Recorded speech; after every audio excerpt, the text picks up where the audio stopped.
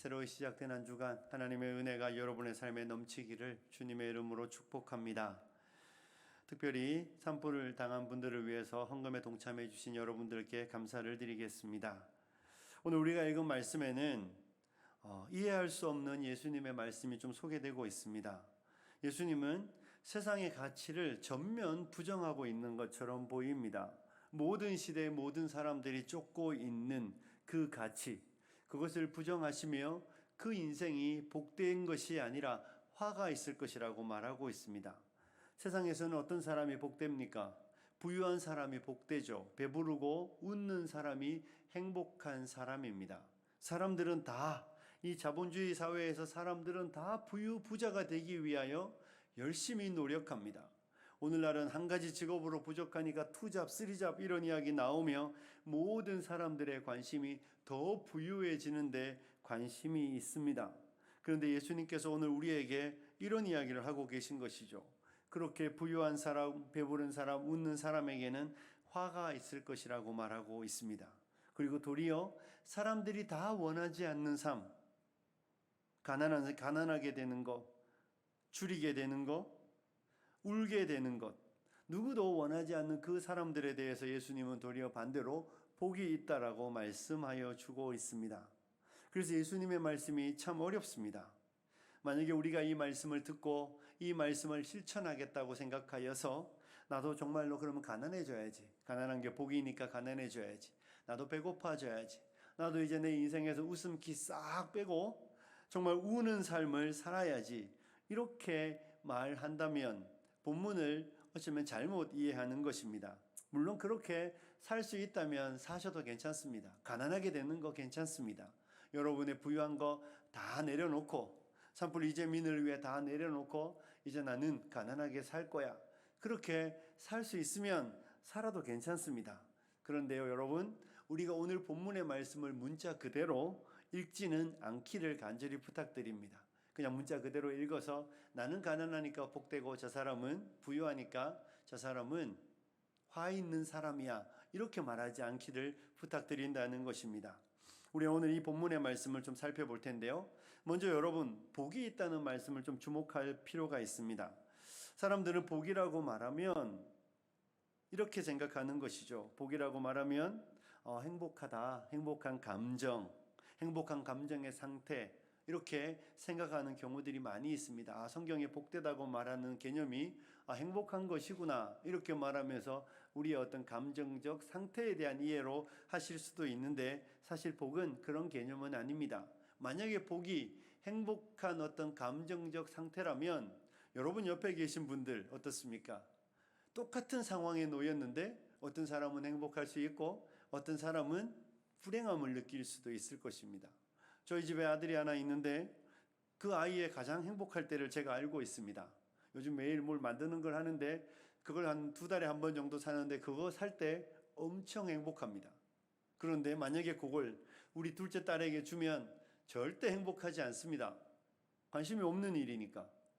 나는 그런 걸 원하지도 않는데 그걸 왜 나한테 주세요? 그 아이에게 그 물건은 어쩌면 쓰레기입니다. 그런데 아들에게는 그 물건은 자기를 가장 행복하게 만들어주는 것이겠죠. 여러분, 복이라고 말하는 개념이 누구에게는 행복하고 누구에게는 행복하지 않다면, 어떤 상태의 문제라면, 어떤 사람의 감정의 문제라면 성경은 객관적이지 않은 것이죠. 그런데 성경은 우리에게 복이라고 말할 그때의 이 복이 여러분 한 사람 한 사람의 주관적인 감정의 상태를 말하는 것이 아니라 하나님께서 그렇게 인정하신다는 개념입니다. 하나님이 그 사람이 복되다고 말씀하여 주시는 것이죠. 하나님이 어떤 사람으로 하여금 그 사람은 복된 인생입니다 라고 말씀하여 주는 것을 성경은 복이라고 말한다는 것입니다. 오늘날 시대는 TV를 보면 상담하거나 심리학자들이 나와서 하는 많은 이야기는 다 사람 중심의 이야기입니다.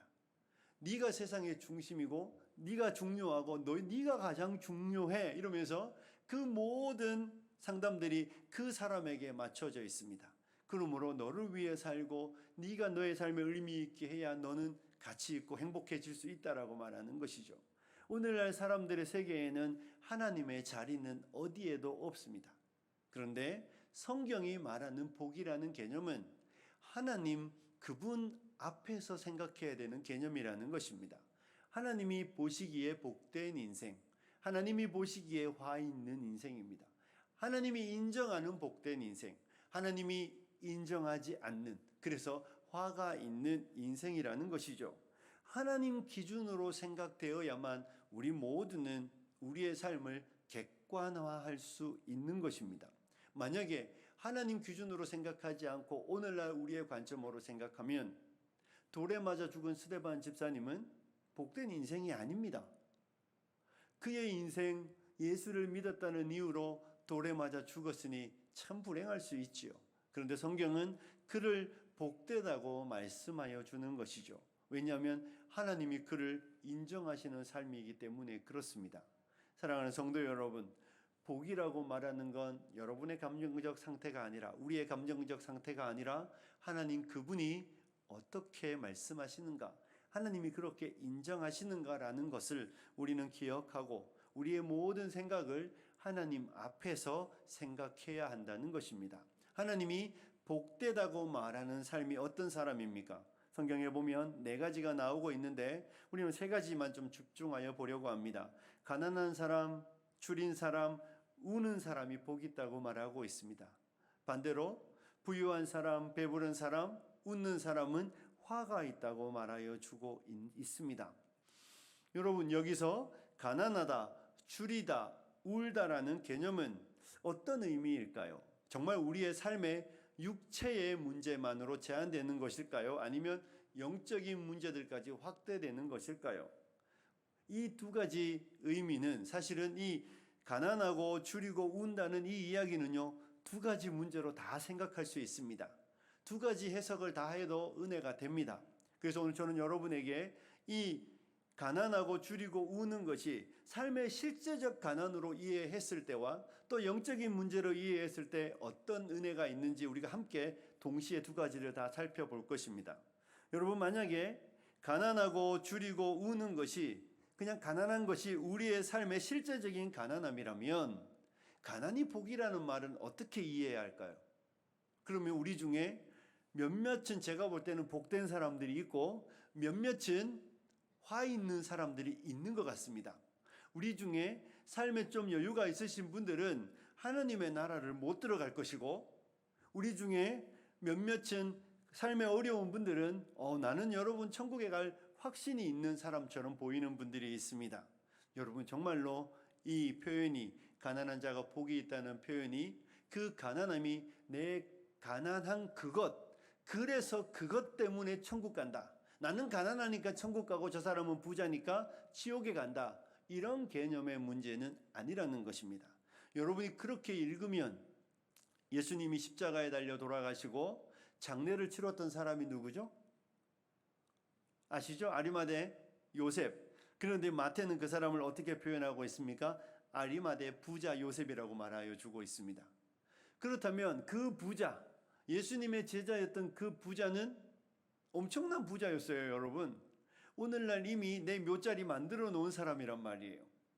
내 묘자리를 예루살렘에 만들어 놓을 만큼 상당한 재력가였던 그 아리마대 부자 요셉은 성경이 말하는 대로 우리가 가난한 것, 정말 그 가난 자체가 복이라고 이해한다면 그 사람은 제자인데 불행한 사람인 것이죠. 이 본문은 그렇게 이해하시면 안 되는 것입니다. 여러분, 가난한 게 복인 이유가 무엇일까요? 만약에 삶의 가난이 복이라고 이해한다면 가난이 가져다주는 결과로 인한 복인 것입니다. 무슨 의미이겠습니까? 우리 가운데 가난하면, 내 삶이 배고프고 내 삶이 어려우면 우리가 어려움을 당하면 하는 게 있습니다. 뭐합니까? 도움을 청하는 것이죠. 내가 만약에 삶에 해결할 수 없는 문제에 맞닥뜨리면 내 스스로 해결할 수 없기 때문에 누군가에게 도움을 요청하게 되어 있습니다. 그가 도와줄지 안 도와줄지는 다른 이야기지만 중요한 건 어렵기 때문에 도움을 요청하는 것처럼 가난하기 때문에 뭐 한다는 것입니까? 하나님을 찾게 된다는 것입니다.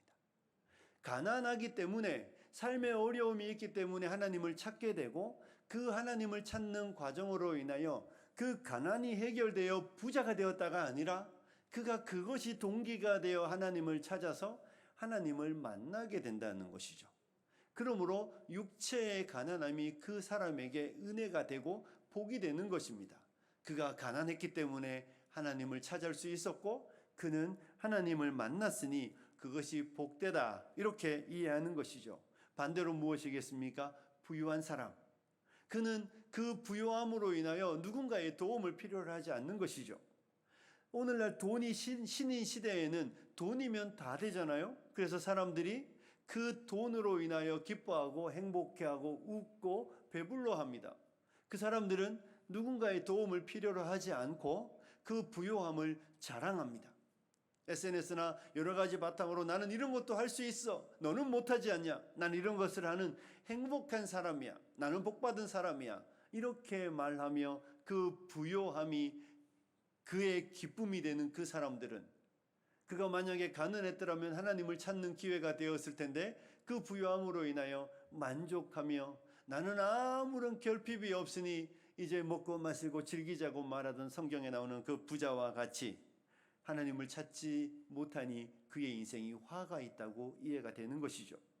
사랑하는 성도 여러분, 그래서 선교학자들이 이런 이야기를 합니다. 소득 1만 불, 한 1,000만 원 될 때까지 기독교는 급속도로 성장하고 소득 10,000불이 되는 시점부터 교회는 더 이상 성장하지 않는다. 이것이 세계의 선교 현장에서 나타났던 특징이라고 말합니다. 소득이 1만 불이 되기 전에 사람들은 어렵고 힘든 자신의 마음을 그리스도께 나와 의지하고 하나님께 나와 의지하며 그들의 삶을 의탁하며 살았는데, 그래서 하나님의 은혜를 누리고 하나님의 나라도 소유했는데 소득의 1만 불이 딱 다다르니까 이제 먹고 살만하니 뭐 굳이 하나님 없어도 이렇게 되는 것이죠. 그래서 선교학자들이 소득 1만 불이라고 말합니다. 그래서 우리는 사실 삶의 어려움이 복인 게 맞습니다. 여러분, 질병을 아프기 전에, 육체의 고통을 느끼기 전에는 내 마음대로 살아가던 사람이 육체의 아픔을 느끼자 하나님께로 돌아오는 일들을 우리 많이 만나잖아요. 하나님을 찾게 되고 하나님을 구하게 되고 기도하게 되면서 야, 하나님 정말 살아계시구나, 응답하시는 하나님을 만남을 통하여 그들이 하나님의 나라를 유업으로 받는 경우들이 참 많이 있습니다.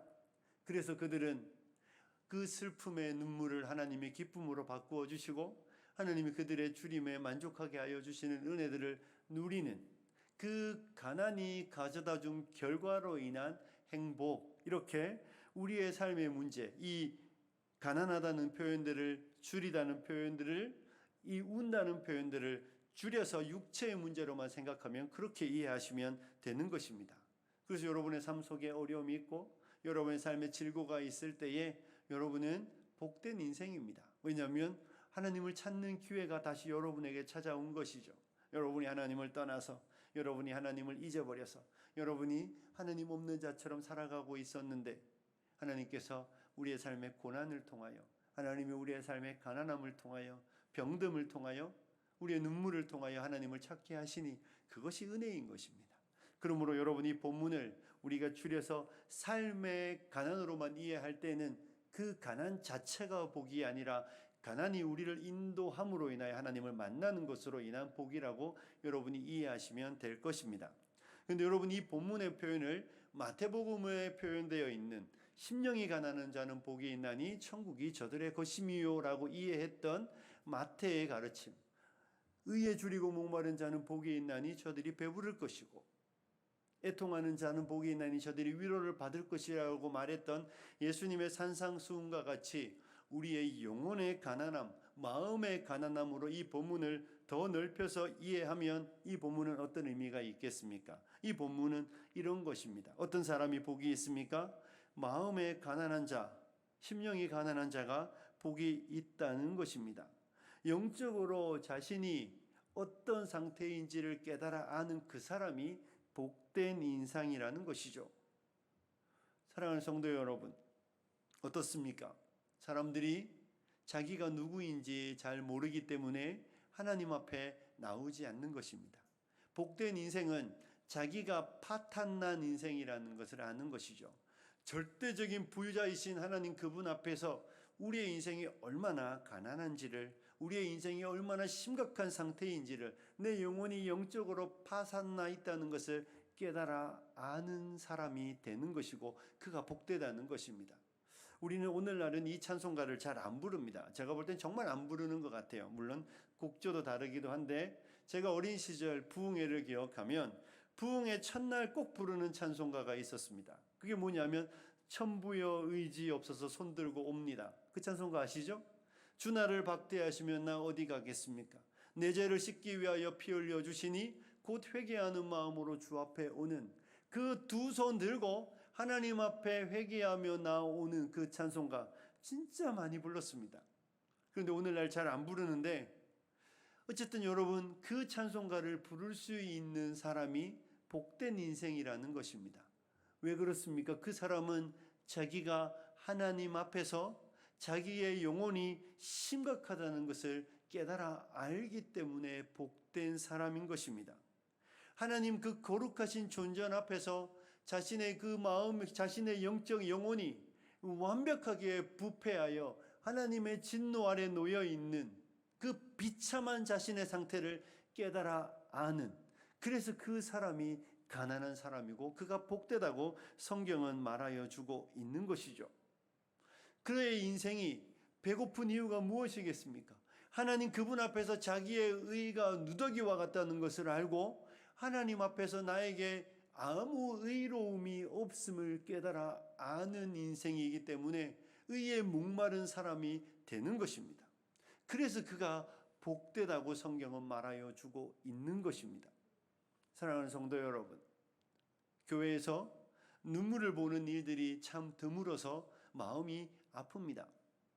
하지만 여러분, 우리의 인생이 하나님 앞에 내가 누구인지를 알게 되면 그 삶에 일어나는 놀라운 일은 애통, 우는 일들이 그 사람 안에 일어나게 되어 있습니다. 우리가 7장으로 나중에 가보면 알겠지만, 목사님께서, 당회장 목사님께서 몇 개월 전에 설교하셨죠. 예수님의, 시몬의 집에 앉아 계신 예수님의 집에 찾아왔던 한 여인, 향유를 붓고 눈물로 예수님의 발에 흘리며 머리털로 그 발을 닦던 여인을 여러분 기억하실 것입니다. 사람들이 저 여인이 누구인지 알았더라면 말할 때에 사람들이 죄인이라고 말했습니다. 그 여인은 자신이 누구인지를 알고 그 거룩하신 하나님 앞에서 자신이 파탄난 인생이라는 것을 깨달아 알았기 때문에 예수 그리스도 앞에 눈물을 흘리며 그리스도의 긍휼을 구하는 사람이었습니다. 그래서 그 여인이 복되다고 말하는 것이죠. 성경은 우리에게 완전 다른 가치관을 말하고 있는 것입니다. 하나님 앞에서 인생이 자기를 바라볼 때 그는 자기가 가난한 인생, 파탄난 인생이라는 것을 깨달아 아는 것입니다.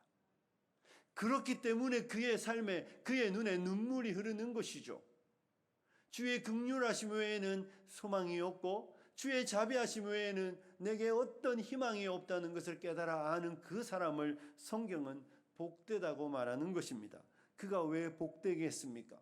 주께서 그런 사람에게 그리스도 예수의 보혈의 은혜로 씻음 받은 은혜를 베풀어 주시기 때문에 그렇습니다. 건강한 사람의 의원을 찾는 것이 아니라 병든 사람이 찾는 것이죠. 자신의 영혼이 파탄났다는 것을 깨달아 알며 자신이 정말로 줄인 인생이라는 것을 깨달아 알며 애통해함으로 천부여 의지 없어서 손들고 오며 눈물을 흘리는 그 사람에게 값없이 베풀어 주시며 우리를 위해 십자가 지신 예수 그리스도의 보혈로 그를 씻으시며 그를 안으시며 그를 하나님의 자녀 삼아 주시고 그를 하나님의 나라로 허락하시기 때문에 가난함이 은혜이며 배고픔이 은혜이며 애통함이 은혜가 되는 것입니다. 가난하지 않았다면 그리스도를 찾지 않을 것입니다. 자신이 파탄났다는 것을 알지 못하는 사람이 그리스도의 십자가를 붙들 일이 무엇 있겠습니까? 자신이 그리스도 예수의 은혜 외에는, 예수 그리스도의 십자가 외에는 자기에게 소망이 없다는 것을 알지 않는 사람이 왜 눈물을 흘리겠습니까? 하나님의 은혜 외에는 소망이 없고 긍휼과 자비 외에는 아무런 소망이 없다는 것을 아는 사람이 눈물을 흘리며 그리스도의 십자가를 붙잡을 때에 하나님은 그들을 향하여 손을 펼치시며 돌아온 아들을 맞아주시던 아버지와 같이 주께서 그들을 맞으시며 그 눈물을 닦으시며 그 죄를 용서하여 주시기 때문에 그들이 복된 것이고 그들이 하나님의 나라를 유업으로 받는 것입니다.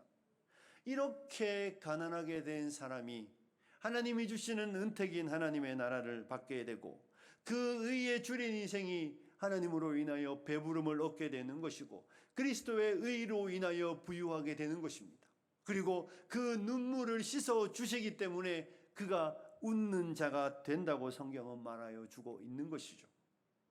하나님 안에서 자기를 볼 때, 하나님 안에서 자기를 깨달을 때, 하나님 앞에서 자기의 존재를 아는 그 사람만이 하나님의 나라의 그 풍성한 것들로 채워 만족하게 되니 이 사람들이 바로 복된 인생이라고 성경은 말하여 주고 있는 것입니다. 사랑하는 성도 여러분, 그러면 어떻게 사람이 가난하게 되고 배고픔을 알게 되고 애통해하게 되겠습니까? 여러분, 눈물은 짜낼 수 있는 일들은 사실 아닙니다. 우리의 가난함은 내가 가난한 사람이라는 걸 알아야 하는데 한다고 해서 알 수 있는 내용이 아닙니다. 내 의가 누더기와 같다는 것을 내가 아무리 생각한다고 해서 알 수 있는 내용이 아닙니다. 사람은 자기 의로 충만합니다. 사람은 얼마나 자기 의로 충만한지 모릅니다. 사람들이 싸우는 데 가면 언제나 변하지 않는 진리가 하나 있습니다. 모든 사람이 의롭다는 것입니다. 아들 둘이 싸우면 둘 다 의롭기 때문에 싸우고 있습니다. 내가 죄인이어서 싸우고 있는 것이 아닙니다. 내가 의로워서 싸우고 있습니다. 나는 불의하지 않기 때문에 불의한 인생 앞에서 지금 싸움을 하고 있는 것이죠. 사람은 자기를 보지 못합니다. 사람은 자기의 가난함을 발견한 능력이 그 사람 안에 1도 없습니다. 그래서 울 수는 더더욱 없습니다. 내 신세가 처량하여 눈물을 흘릴 수는 있겠죠. 지금 내 삶의 자리에서 돈도 없고 백도 없고 되는 일도 하나도 없어서 사람들이 술을 마시거나 하면 눈물을 펑펑 흘릴 수는 있지만 자신의 삶에 일어나고 있는 것으로 인하여 눈물 흘릴 수는 있지만 자신의 영혼의 그 비참함으로 인하여 애통해하는 건 그가 할 수 있는 일이 아닙니다. 내 처지를 내가 보기 때문에 눈물을 흘리는데 제가 제 눈으로 여러분을 볼 때 여러분의 삶의 자리에 슬픔이 있고 때로는 여러분을 방문했는데 너무 심각한 아픔에 있을 때에 그 아픔을 함께 느끼며 눈물을 흘릴 수는 있습니다. 하지만 영혼은 그렇게 눈물이 흘려지지는 않습니다. 영혼은 어떻게 애통해 할 수 있을까요? 영혼은 어떻게 자신의 가난함을 알 수 있을까요? 딱 한 길밖에 없습니다. 하나님께서 우리의 눈을 밝히실 때 그때 사람은 비로소 자기를 보기 시작합니다. 우리의 마음의 눈을 밝히실 그때에 육체의 눈이 아니라 우리의 마음의 눈을 밝히실 그때에 사람은 비로소 자기라는 존재를 보기 시작합니다. 육체에 가려진 우리의 속사람을 비로소 보기 시작하고 자신의 영혼이 하나님 앞에서 거룩하신 하나님 앞에서 얼마나 심각한 상황인지를 깨달아 알게 되는 것이죠. 그래서 울고 싶어 우는 것이 아니라 울 수밖에 없는 자신의 그 비참하고 슬픈 처지를 보기 때문에 애통해하게 된다는 것입니다. 어두운 내 눈 밝히사 진리를 알게 해달라는 이야기가 진리인 것입니다. 우리 가운데 스스로 자기를 볼 수 있는 능력을 가진 사람은 하늘 아래 아무도 없습니다. 오직 성령님께서 사람들 안에 일하기 시작하실 때 성령님께서 사람을 찾아오셔서 그의 심령에 찾아가셔서 그의 마음을 열어 젖히고 아무에게도 보여주지 않았던 그 속사람을 성령께서 아주 세밀하게 우리 안에 있는 그 더러움들을 보여주기 시작할 그때에 비로소 사람은 자기가 하나님 앞에서 파탄난 인생이라는 것을 깨달아 아는 것입니다. 그리고 의의가 하나도 없는 인생이라는 것을 깨달아 알며 하나님 앞에 긍휼을 구하며 애통의 눈물을 흘리게 된다는 것입니다. 사랑하는 성도 여러분, 우리 그 동화 아시잖아요. 안데르센의 벌거벗은 임금님. 임금님은 자기가 벌거벗었다는 거 잘 모릅니다. 처음에는 그런 것 같았는데 아닌 줄 알고 살아갈 때에 아이의 소리를 통하여 비로소 벌거벗은 것을 아는 것과 똑같은 것입니다. 성령님이 일하여 주지 않으시면 누구도, 어느 누구도 절대로 자기를 볼 수 없습니다. 그 사람이 자기로 스스로 자기를 볼 수 있는 능력이 있다면, 사람이 자기 힘과 자기의 능력으로, 자기의 지혜로 자기를 깨달아 알 수 있다면, 그래서 자기를 보고 눈물을 흘릴 수 있다면 그런 사람을 데려오십시오. 그 사람 하나님입니다. 하지만 육체를 입고 태어난 모든 인생은 죽은 인생들이고, 죽은 인생은 자신의 영혼을 향한 감각을 하나도 갖고 있지 않습니다. 하나님께서 찾아오셔서 죽은 인생을 깨우실 때, 그때 비로소 자기의 삶의 모든 행동의 이유들이 내가 죽었고 타락하여 죄 가운데 있는 인생이기 때문에 일어나고 있는 일들이라는 것을 비로소 깨달아 알며 의의가 하나도 없다는 것을 알게 되고, 그 하나님 앞에서 내가 눈물 흘리며 긍휼을 구할 수밖에 없는 죄인이라는 것을 깨달아 알게 되는 것이죠. 그래서 교회는 성령님께서 그 일을 하신다는 것을 알기 때문에, 오직 성령님만이 인생의 영혼을 변화시키고 영혼을 눈을 열어 보게 하신다는 것을 알기 때문에 교회는 기도하는 것입니다. 사랑하는 성도 여러분, 누구도 할 수 없고 우리 가운데 누구도 그런 능력이 없습니다. 여러분이 그 사람으로 하여 그의 영혼의 상태를 보여줄 수 있으면 얼마나 좋겠습니까? 여러분이 그 사람으로 하여 눈물 흘리게 만들 수 있으면 얼마나 좋겠습니까? 그의 의의가 누더기와 같다는 것을, 의의가 하나도 없다는 것을 우리가 가르쳐 줄 수 있으면 얼마나 좋겠습니까? 그런데 우리 가운데 누구도 목회자인 저도 여러분도 그런 능력을 가진 사람이 아무도 없기 때문에 교회가 하는 일들이 무엇입니까? 하나님 앞에 도움을 구하는 것입니다. 하나님, 긍휼을 베풀어 주시기를 원하는 것이죠. 그런데 놀라운 사실은 그 사람에게 긍휼을 베풀기를 기도하는데 그 기도하는 사람이 눈물을 흘린다는 것입니다. 그 기도하는 사람이 하나님 외에는 이 일이 일어나지 않는다는 것을 알고, 그를 사랑하는데 내가 할 수 없기 때문에, 그를 사랑하는데 내 힘과 내 능력으로 할 수 없기 때문에 마음이 아픈 거예요. 그래서 눈물을 흘리는 사람들이 교회 안에 많아지는 것입니다. 여러분은 어떻습니까? 여러분의 눈에 눈물이 있습니까? 여러분의 눈에 애통해함이 있습니까? 여러분의 영혼을 위해 울었던 그 눈물이 우리의 이웃들을 향한 눈물로 변화되어 그들을 향하여 하나님의 은혜와 긍휼을 구하며 기도할 때 눈물을 흘리고 있습니까? 교회 학교를 섬기시는 선생님들, 우리 아이들을 바라보며 아이들의 영혼을 바라볼 때 진리를 알지 못하고 자기를 보지 못하며 자기가 누구인지를 알지 못하여 웃고 즐거워하지만 그 실상이 얼마나 비참한지를 알지 못하는 그 어리석은 우리의 아이들, 하지만 사랑하는 우리의 학생들을 바라보며 여러분은 눈물을 흘리고 기도하고 있습니까? 기도하셔야 하는 것입니다. 교회가 그렇게 기도하는 이유는 우리의 힘으로 할 수 없기 때문에 그렇습니다. 사랑하는 성도 여러분, 오늘 이 본문의 영적인 의미는 그렇습니다. 마음이 가난한 자가 복이 있습니다. 그 영혼이 주리다는 것을 아는 사람이 복이 있고, 그래서 하나님 앞에 애통해야 하는 인생이 복된 것입니다. 하나님께서 그런 은혜를 베풀어 주셨기 때문에 그 사람이 자기를 보고, 그 사람이 자기의 병듦을, 자기의 가난함을 보게 되고 파탄남을 알게 되어 그리스도의 의를 의지하게 되기 때문에 복된 인생입니다. 주님 앞에 천부의 의지 없어서 손들고 온다는 노래를 부를 수 있었다면, 그 찬양을 할 수 있었다면 여러분은 큰 은혜를 입은 사람들입니다. 그런 여러분에게 주님은 하나님의 아들 예수 그리스도의 십자가의 은혜를 가르쳐 주셨을 것이고, 여러분은 예수 그리스도의 의를 힘입어 의로운 자가 된 것을 깨달아 알고 있을 것입니다. 그래서 여러분은 다른 어떤 은혜를 구하지 않고 다른 어떤 것으로 만족하지 않고 그리스도로 만족하는 사람이 되어 있을 것입니다. 그리고 여러분 안에는 기쁨이 있을 것이고 여러분 안에는 하나님의 나라가 이미 이루어져 있다고 저는 확신합니다.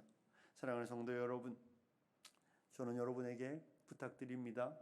여러분이 그 은혜를 받으셨다면, 그래서 내가 하나님이 인정하는 복된 인생이라는 것을 깨달아 안다면 그 복을 누리지 못하고 아직까지 그 화 가운데 있는 어리석은 것으로 부삼고 자기가 배부르다고 착각하며 웃고 있는 이 어리석은 세상을 바라보며 눈물을 흘리시고 긍휼을 구하시며 기도하시는 화평의 성도님들이 되었으면 좋겠습니다.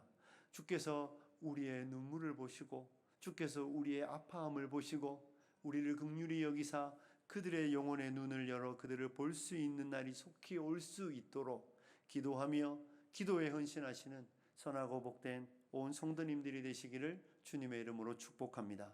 기도하겠습니다.